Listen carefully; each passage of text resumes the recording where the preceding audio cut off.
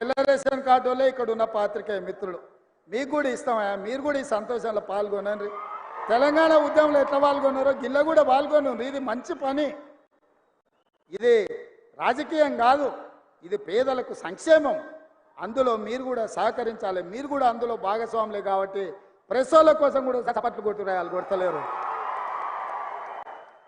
అదేవిధంగా మిత్రులారా, ఇక మీరు అనుకుంటుండొచ్చు మా కార్యకర్తలు గా పక్క నుండి గాడ కూడా వచ్చేటప్పుడు ఇద్దరు అడిగారు, సార్ మరి నువ్వు ముఖ్యమంత్రి అయితే మరి మా సంగతి ఏందని. నేను ఒక మాట చెప్పదలుచుకున్నా, మీ కష్టంతో మీ శ్రమతో మేము ఇక్కడికి వచ్చినాం. ఈ వేదిక మీద ఉన్న ఎవ్వరూ మేము సొంతంగా నాయకులం అయినోళ్ళు కాదు, మీరు కష్టం చేస్తేనే మేము అయినోళ్ళం. మరి మన కండ్ల ముందల ఇప్పుడే పార్లమెంట్ ఎలక్షన్ ఉంది.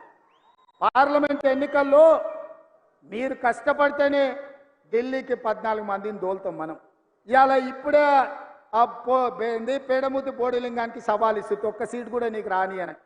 మరి ఇది నా ఒక్కంతోనే అవుతుందా? మీ అందరు సహకరిస్తేనే కదా, మీరందరు తోడుంటేనే కదా. మరి మీరందరు కష్టపడితే, మీరందరూ తోడుంటే, రేపటి ఎన్నికల్లో మీరు కట్టెపట్టుకొని తిరిగితే 14 ఎంపీలను గెలిపించే బాధ్యత సోనియమ్మకు మేము మాటిస్తాం. మనమందరం కష్టపడదాం, కానీ అంతటితో మన బాధ్యత తీరలే. వాస్తవంగా నా బాధ్యత ఎంపీలను గెలిపించడంతో తీరలే, మా మంత్రుల బాధ్యత ఎంపీ ఎన్నికలతో తీరలే.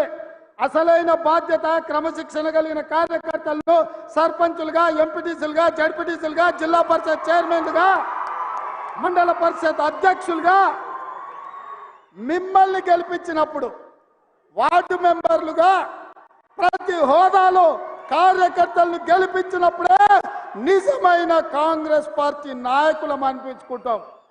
రాబోయే ఎన్నికల్లో మీకోసం, మిమ్మల్ని గెలిపించడం కోసం ఈ ప్రభుత్వం, మా నాయకత్వం పనిచేస్తుందని చెప్పి నేను ప్రతి కార్యకర్తకు నేను మాట ఇయ్యదలుచుకున్నా. ఎవరైతే కష్టపడ్డారో, ఎవరైతే నష్టపోయినరో, ఎవరైతే పార్టీ జెండాను మోసిండ్రో ఆ కార్యకర్తల్ని వాళ్ళ అర్హతను, వాళ్ళ అవకాశాన్ని బట్టి వార్డు మెంబర్లుగా, సర్పంచులుగా, ఎంపీటీసీలుగా, ఎంపీపీలుగా, జిల్లా పరిషత్ చైర్మన్లుగా గెలిపించే బాధ్యత నాది, మా అందరిది అని చెప్పి నేను ఈ సందర్భంగా చెప్పదలుచుకున్న మిత్రులారా. అదేవిధంగా రామోహన్ అందిస్తున్నాడు పక్క నుంచి, అన్నా ఇప్పుడు పథకాలల్లో మనం గ్రామాలలో ఇందిరమ్మ కమిటీలు వేయాలి, ఎందుకంటే కష్టపడ్డోళ్ళ చేతులు ఉంటే ఊర్లో ఎవరికేమి ఇవ్వాలనో తెలుస్తుందని. ఆల్రెడీ పాత 10 ఉమ్మడి జిల్లాలకు 10 మంది ఇన్ఛార్జ్ మంత్రులను వేసిన. మీ నియోజకవర్గాల నుంచి ప్రతి గ్రామం నుండి 5 మందిని సభ్యులను వివిధ సామాజిక వర్గాల నుంచి మీరు మీ ఎమ్మెల్యే ద్వారా సంతకం పెట్టి ఇన్ఛార్జ్ మంత్రికి ఇవ్వండి. ఇందిరమ్మ కమిటీలను వేసి ఇండ్లైనా, పెన్షన్ అయినా, సిలిండర్ అయినా, ఏ పథకమైనా మీ ద్వారా పేదలకు చేర్పించే బాధ్యత మన ప్రభుత్వం తీసుకుంటుంది అని చెప్పి నేను ఈ సందర్భంగా తెలియజేస్తున్నా. మిత్రులారా, చాలా మంది అధికారం వచ్చిన తర్వాత కార్యకర్తల్ని మర్చిపోతారని ఉంది, కానీ నేను కార్యకర్తలకు నాయకుడిని, నేను మీలో ఒక్కడిని. మీ గురించి ఆలోచన చేస్తా.